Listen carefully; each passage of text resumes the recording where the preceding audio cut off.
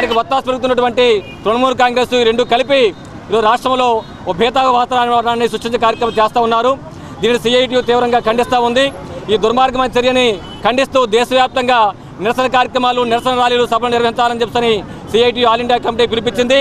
ఆ పిలుపులో భాగంగా ఈరోజు విశాఖపట్నం గ్రేటర్ విశాఖ నగర కమిటీ సిఐటియు ఆధ్వర్యంలో ఈ నిరసన ర్యాలీ సభని నిర్వహిస్తూ ఉన్నాం.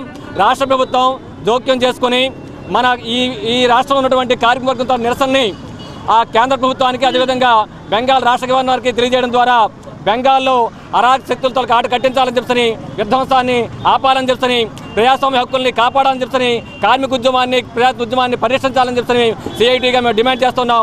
ఆ మేరకు రాష్ట్ర ప్రభుత్వం కలుగు చేసుకొని కార్మికుల నిరసనని ఆ ప్రభుత్వాన్ని తెలియజేయాలని చెప్పని మేము కోరుతా ఉన్నాం.